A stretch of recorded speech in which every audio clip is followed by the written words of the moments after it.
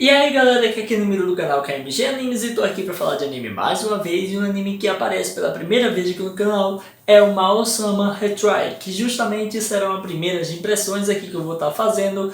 Esse anime não vai ter análise semanal, mas eu fiquei bem intrigado com a história dele.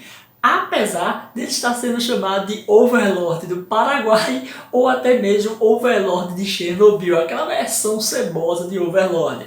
Mas mesmo com esses títulos eu dei a chance e fui lá dar uma olhada do anime. De primeira mão ele é bem clichê, clichê overpower mesmo, onde a gente praticamente vê uma cópia de outro anime, no caso Overlord, mas depois as coisas mudam e eu fiquei muito interessado na trama. Então antes de comentar, peço aquele like para você estar ajudando o vídeo e se você curte esse tipo de conteúdo, se inscreve no canal. No caso pessoal, o que acontece é que a gente vê ali a história, como de costume, de um Isekai, uma pessoa que é transportada, no caso, para outro mundo. E no momento que isso vai acontecer, acontece exatamente como acontece em Overlord. O cara tá jogando ali seu jogo e, por sinal, existe até uma diferença que o cara é o criador do jogo, não é só um player, mas ele é um criador do jogo. Também ele é um dos personagens mais fortes do jogo em tese, ele tem um personagem muito poderoso e ele é um rei demônio. E aí quando dá meia-noite vai ser fechado todos os servidores do jogo e ele acaba sendo transportado para aquele mundo. A gente chega a ver quem é ele na vida real, a gente também vê que alguém fala com ele, uma voz de uma mulher, que isso vai ser relacionado com o que acontece mais na frente. No fim das contas, o que acontece é que ele acaba numa floresta, sentado e no corpo justamente do personagem dele. Vale lembrar que ele lembra de tudo que aconteceu, ele sabe que ele foi pra lá, ele sabe que ele não tá no mundo, ele sabe que provavelmente entrou no jogo dele, só que tem algumas diferenças, assim como é qualquer outro Isekai, tem diferenças, tem mistérios, só que dessa vez as coisas são muito mais legais. O que acontece é que, por sinal, ele é um rei demônio, então ele tem que ser ruim, ou pelo menos as atitudes dele demonstrariam que ele é ruim. Mas no caso agora, ele não está mais jogando, ele está vivendo aquele mundo, então as coisas mudam, né? A atitude dele vai ser diferente com relação a tudo que ele vai fazendo naquele mundo. O que acontece é que ele acaba encontrando uma garotinha chamada Aku, onde ela está fugindo de um demônio poderoso. O Greoli, que é justamente o demônio que está indo atrás dela, acaba sendo derrotado pelo próprio protagonista, e é nesse momento que a gente vê uma grande parte de conversa, velho. O episódio, ele foi bom pra mim, porque tipo, parece que realmente a obra ela tem um certo grau de complexidade. E ela não foi direto para as coisas legais, divertir você, não. Ela focou em te explicar o que está acontecendo. Mas até mesmo a gente vê que a garota começa aos poucos fazendo amizade ali com o protagonista. E o Kunai, que é o protagonista, ele acaba mesmo vendo que ela tá meio estranho, ele até mesmo tem algum problema, onde ele manda ela se limpar, tomar um banho, ela começa a falar que nunca viu uma água tão limpa daquela.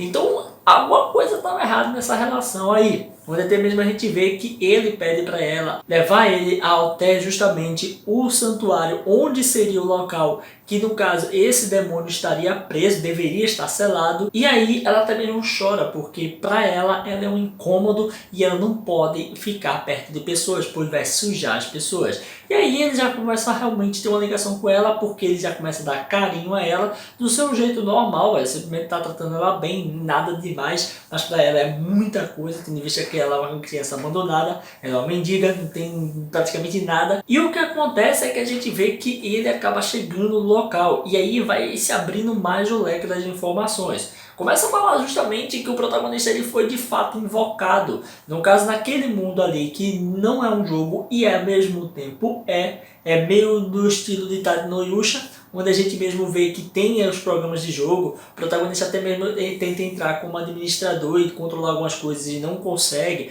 tem algumas coisas que são bloqueadas, e também a impressão que foi deixada é que parece que ele não é tão overpower assim não, ele simplesmente tem que upar mais, onde até mesmo ele fala que precisa de mais habilidades, precisa estar realmente pegando XP, alguma coisa do tipo. Então ele é forte, ele é muito forte, mas naquele mundo ele precisa ficar mais forte ainda, é a impressão que deu, e isso seria um ponto positivo se ele não for overpower. Já chega de protagonista overpower em Isekai, né, velho?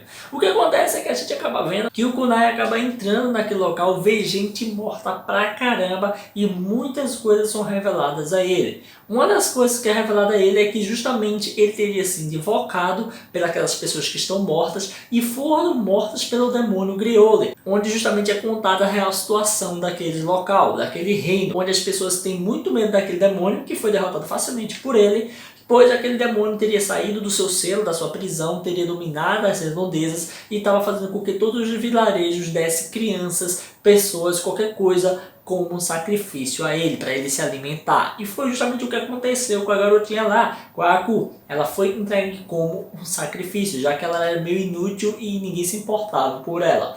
O que acontece é que a gente mesmo vê que aquela efígie que está aparecendo ali, que está conversando e passando as informações para ele, também fala que o desejo dele voltar para casa, que é o que ele pede, porque ele não quer mais ficar naquele mundo, não pode ser realizado, porque depois que é feito um desejo, ele não pode ser anulado.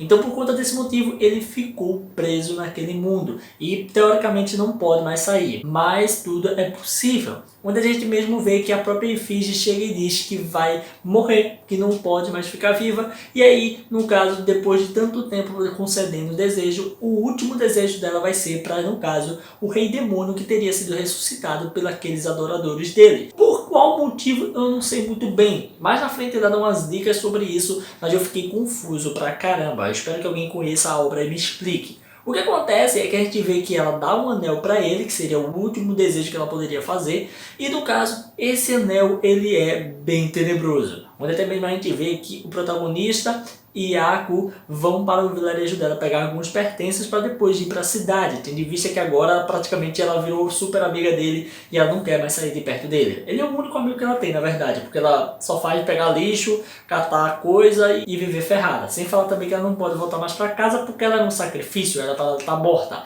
Só que aí ela não morreu, ela fugiu. E no fim das contas o que a gente vê é que eles chegam lá naquele vilarejo. No momento do vilarejo é que começam as coisas a ficar bem bagunçadas e eu não entendi muito bem.